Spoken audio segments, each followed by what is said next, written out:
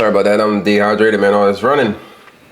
Pete Hegseth, Secretary of Defense, and Air Force General, both got checked. Well, they decided to respond back to the press about the successful airstrikes, whether they were successful, whether they weren't successful. Apparently, one of the reporters said something stupid to Secretary of Defense. So let's see what they say.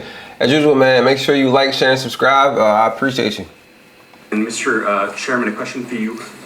Have you been pressured to change your assessment or give a more rosy intelligence assessment to us by any political factors, whether it's the president or the secretary? And if you were, would you do that? Yeah, well, that one's easy. No. That's right. Stand on it. No, I would not.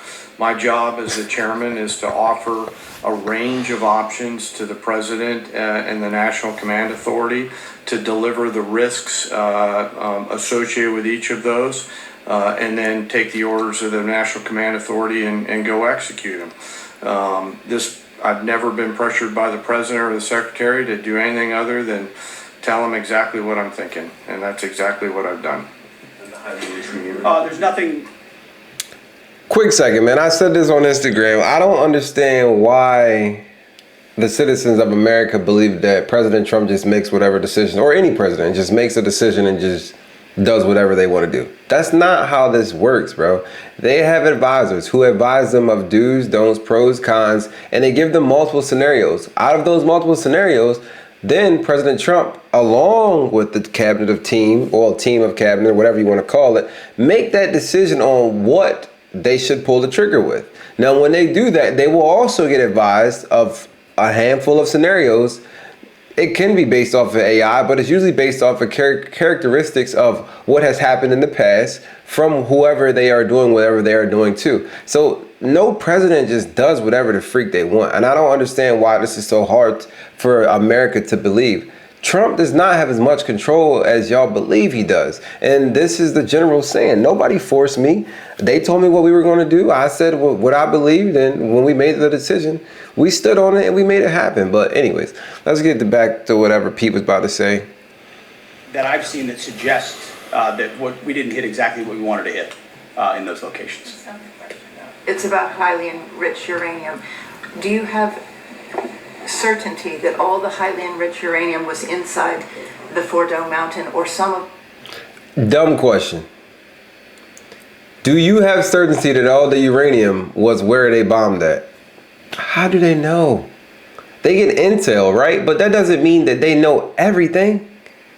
Like, come on, bro. Like, I feel like the press just be doing, like, again, freedom of press, completely understand. I mean, what I'm doing is the same, no difference, right? But like, I feel like they poke buttons just to antagonize and create controversy and drama and trauma for the 8 a.m. and the 6 p.m. news. Like, that's why Fox, which is what we're listening to right now, or CNN, like, they just have the people so lost. It's just so much unnecessary bullshit. Of it, because there were satellite photos that showed more than a dozen trucks there 2 days in advance. Are you certain none of that highly enriched uranium was moved? Of course, we're watching every single aspect, but Jennifer, you've been about the worst. The one who misrepresents the most intentionally. That's right. Call her out. The president says, I'm familiar. About the ventilation shafts on Saturday night.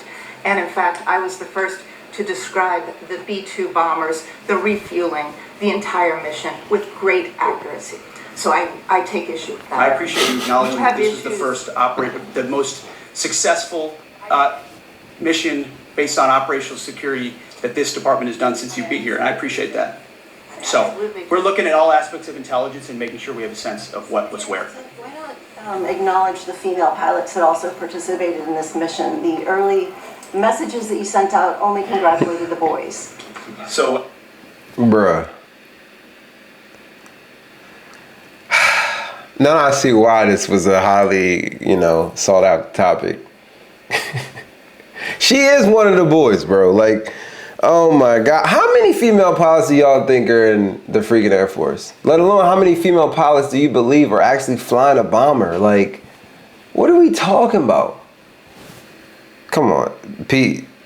Tear her up, man. I give you the right to do what you gotta do. Look at it. He's smirking. He already know, like, He like, yeah, I'm about to get her. I just told her that she was the one that was jumping out causing drama and trauma, and now I got something for her. Hold on, let's go. When I say something like our boys and bombers, see, this is the kind of thing the press does, right? Of course, the chairman mentioned a female bomber pilot. That's fantastic. She's fantastic. She's a hero. I want more female bomber pilots. I hope the men and women of our country sign up to do such brave and audacious things.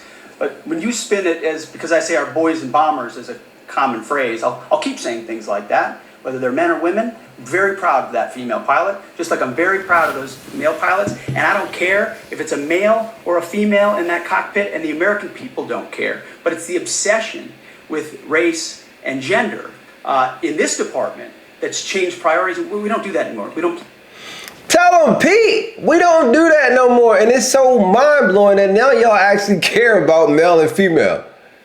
Like, before you didn't care. You could be whatever the hell you want to be. But now that it's a female, one female out of however many other men, bombers or freaking pilots, now that's a big deal. Pete, I think you handle that perfectly, man, because it is. It's sad, but again, it's the agenda for the 8 a.m. and the 6 p.m. news that just causes controversy. I tell my grandma this all the time. Please stop watching the news. You got so many different ways to just listen and learn now. You don't gotta tune in. But I said this on Instagram yesterday as well.